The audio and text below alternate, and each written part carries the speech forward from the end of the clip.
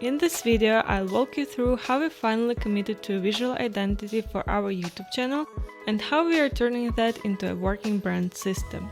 At first, I tried looking for inspiration right away, and honestly, that never really works for me. It's like I have this blurry idea in my head and I'm trying to find something that matches, but since my thoughts aren't organized, I just end up spiraling into another Pinterest rabbit hole, and none of that feels right. So instead, I sat down and answered a few simple questions. Who are we? What do we want to say? Why do we care? And who are we talking to? Marco and I are both designers. We get way too excited about new tools and ideas, love figuring out how things work, making something cool, feeling proud of it for about 5 minutes and then jumping into the next thing. I like to think we are what Emily Wapnick calls multi-potentialites, not just serial quitters. We want to share the joy of learning through making with people like us, and hopefully build a small creative community along the way. To turn all of that into something visual, I like to simplify. Start with full thoughts, break them into keywords, then build associations. And that's where mind mapping comes in. This time I started with 3 core values.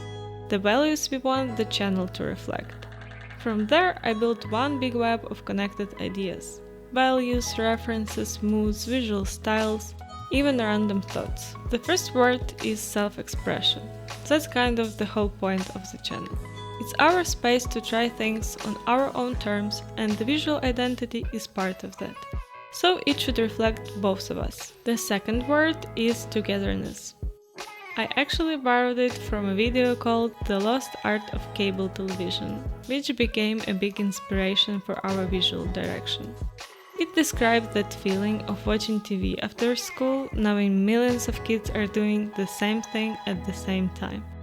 That kind of shared experience feels rare now, and I really miss that sense of being in the same info bubble, so I wanted to bring a bit of that energy into our channel. And that nostalgic feeling led me straight to early MTV branding.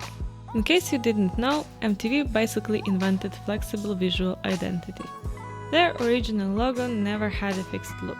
It was constantly remixed with wild animations and styles. The idea that a brand could feel consistent, even while it keeps changing, that felt exactly like what we needed. So that became a foundation for how I approached the rest of the visuals. Another core value is authenticity. Of course, it's more about how we behave than how things look, but visuals still set the tone and shape the first impression. We used our real names for the channel, which feels personal. I shortened mine to Sole, partly because that's what my friends call me, but also because we like the symmetry of both names being 5 letters. It just makes things easier to work with visually. Marco is really into lettering, and I'm a huge fan of his work, so a hand-lettered logo was the obvious choice.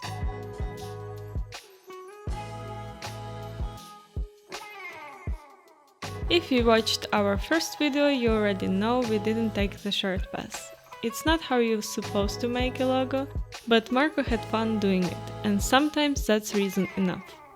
After picking the one, the rest of the process was pretty standard.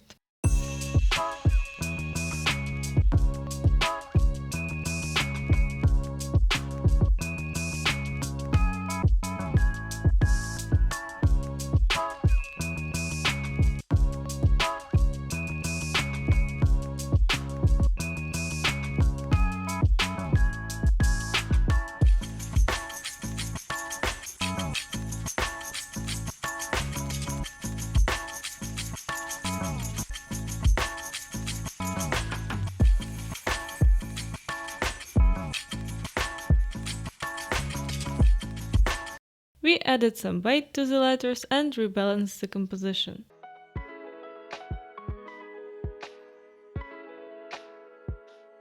And once the lettering felt solid, I paired it with the shape of an old TV screen.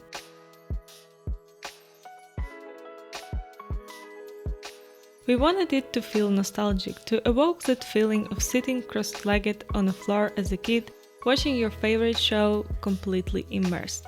After the logo was ready, I needed to figure out how we'd actually use it. I know I mentioned MTV earlier, but I'm not borrowing their mix everything approach. That made sense for their needs. Ours are different, so the system had to be different too. I ended up with 3 sets. Primary channel logos include our full names or initials, always inside the TV shape. These are used across everything directly tied to the channel. Alternate formats are for creative work we do together that isn't specifically for YouTube.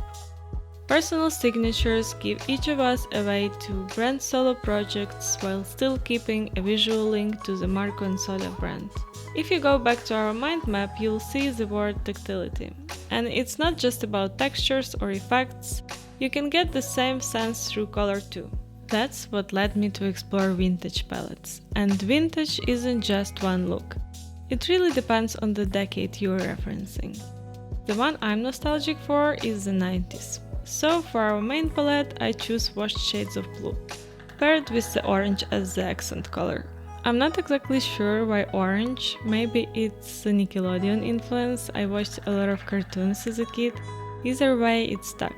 And I also added soft black and off-white to echo the feel of aged paper.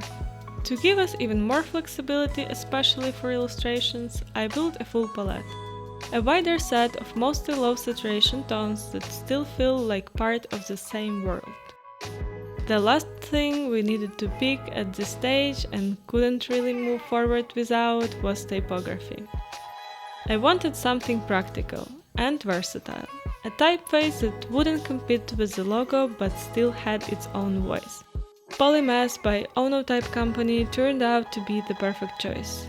It's not trying too hard, just smart, flexible, and well crafted. It feels like a natural match for a brand that's thoughtful but not too serious. Finally, I pulled everything together into a short visual guidelines doc, just to keep everything organized and ready to use.